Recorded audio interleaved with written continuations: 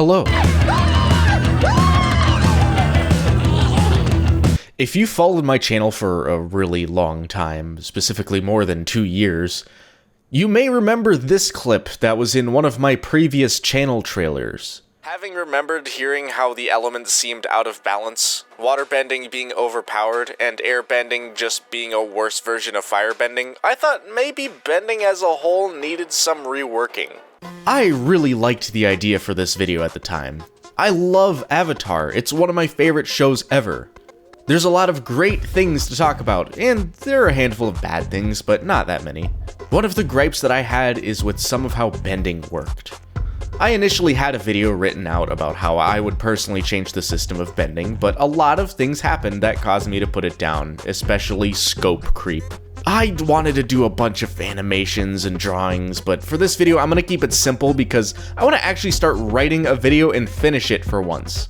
Maybe some drawings for the sake of explaining things. Oh, and I'll put the script for the old video in the description for comparison.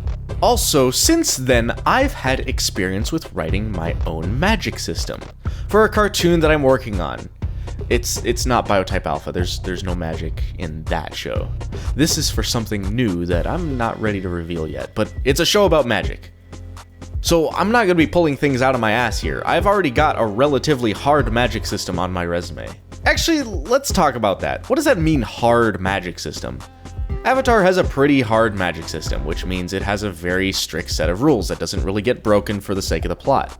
In fact, a lot of the plot will use those rules to create conflict, and the plot of a story will involve characters working around those limitations. A soft magic system is the opposite. A good example of that is something like Steven Universe. The magic in that show will change and shift to do whatever it needs to do to make the plot interesting. And even that's relatively hard compared to something like the Marvel Cinematic Universe. Those movies have no rules for magic. It can literally do anything. I should also clarify there's no right or wrong answer to whether something should have a hard or soft magic system. Let's put that hardness on a scale of 1 to 10. 1 being, this system has no rules, fuck it, we can do whatever we want. And 10 being, these rules are set in stone, don't change them or you're fired. If I had to grade the magic system in my own show, I'd give it a 7. Steven Universe gets a 4, Marvel gets a 1, and Legend of Korra gets a 5, but we're not talking about that show. The Last Airbender gets a 9, but I'm gonna try to get that score up to a 10. I want to make some rules that don't get changed, ever. This is totally off script, but for the sake of this video, let's pretend I'm starting the series from, like, the very beginning. Like, there's no lore or, like, story at all. This is just the magic system. I want to get a solid magic system, and then you could potentially use that to create a story around it. It's not magic, it's water bending. Shut the fuck up. It's magic.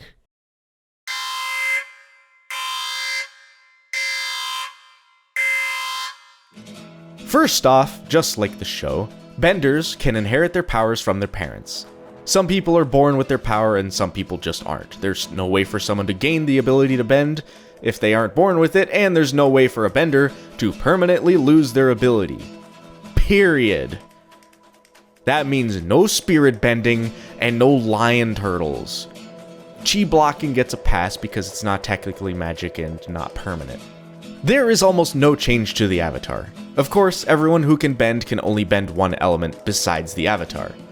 Just like the show, there's one avatar. When the avatar dies, a new one is born shortly after.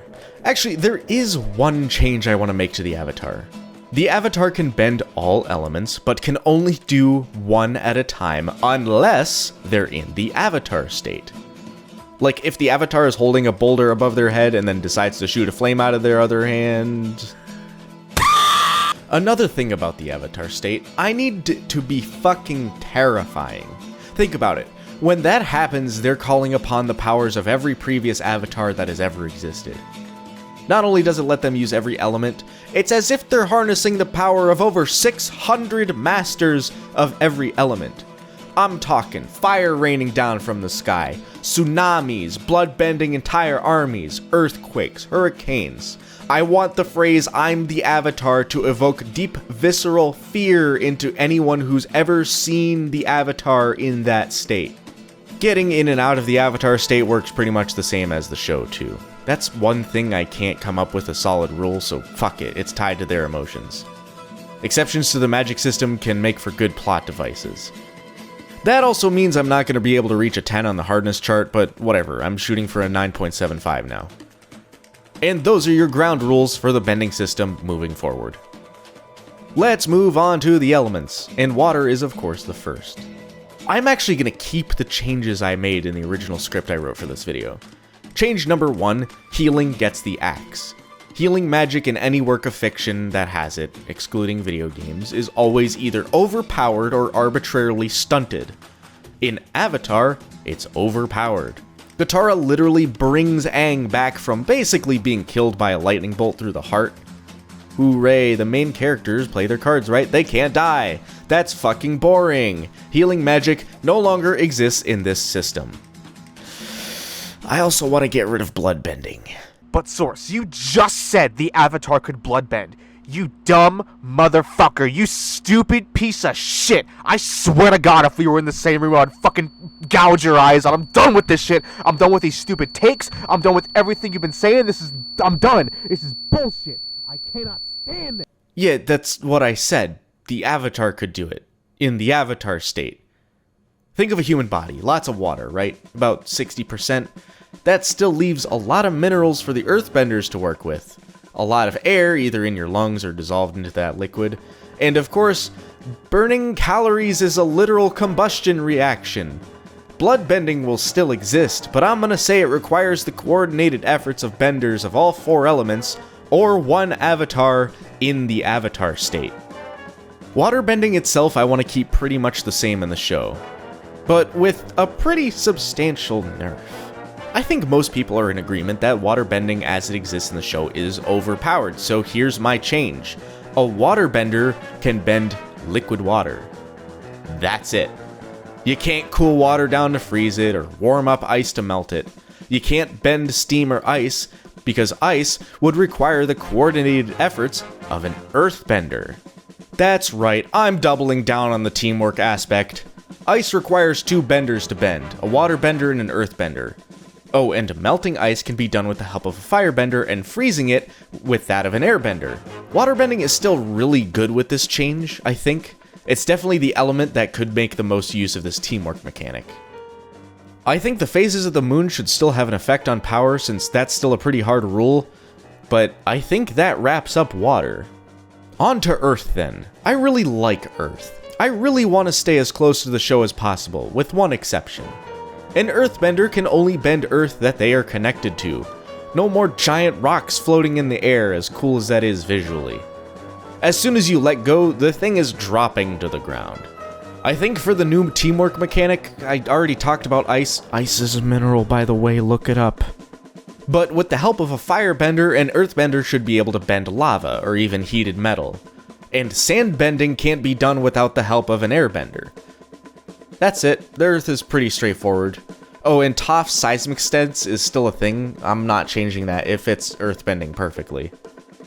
I really wanted to make some changes to firebending just because it feels like it's the most boring element in the show.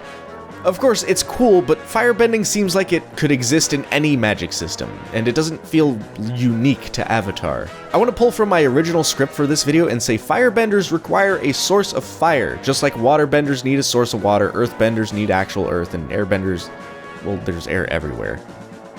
I'd imagine firebenders would end up carrying little lanterns around, maybe attached to their belts, or in the case of an army, they'd have carts with giant coal torches. That way, the benders would have a source of fire to pull from. And once they do pull a flame off those sources, they can pretty much do whatever they want with it. However, it would be more energy intensive to pull from a tiny source of flame like a candle and make it a huge fireball than it would be doing the same off a bonfire or one of those giant torches I talked about. In terms of the teamwork mechanic, maybe a firebender could start a fire with the help of an airbender. Mechanically, I'm not entirely sure how it would work other than the firebender heating something up and the airbender providing it with enough fresh air for it to ignite. Oh yeah, firebenders can still heat things up, but not to the point of ignition. Fire is weird, man. I wish I could make it more interesting. Air is by far the most underpowered element in Avatar, but not by a very large margin. However, what I've been kind of doing in this video is bringing the other elements down to air's level. Air is the one special case where an airbender can just use their powers at any point, since, like I said, air is everywhere. That being said, air remains unchanged entirely. I also really like the idea of peripherals, you know, things like Aang's glider, but I haven't been able to come up with anything else very inventive. It's also not part of the magic system itself, so I'll just leave it. If you have any ideas for cool airbending devices, leave them in the comments, because I really want to hear other people's ideas now. In fact, since I'm pretty much done with all of my ideas, if you have any ideas of how you would rebalance my rebalance, let me know about those in the comments. If there are even more ways to improve bending, I might make a follow-up to this video. In fact, I'm sure some of you are going to be furious with me in the comments, so I'm sure I will end up making a follow-up video. Even if I don't do that, I might come up with a modified version of The Last Airbender, like a story working around the new system. I call it Bending 2.0. If you can't tell, I've gotten way into writing recently. That Untitled show I talked about, I've already written 8 episodes. It's been a lot of fun. Listen, I know it's been over a year since my last review, but I do have some more videos planned.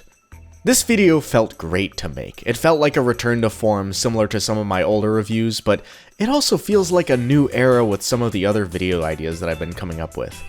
Without spoiling too much, I have this concept of not just reviewing shows, but rewriting them. First one on the docket is, oh boy, Steven Universe. Also, I'm gonna stop shilling my Ko-fi since now I have supers enabled on my channel. If you're so inclined to send me a couple bucks, but yeah, thanks for watching. Maybe subscribe so you can see some of what I have planned.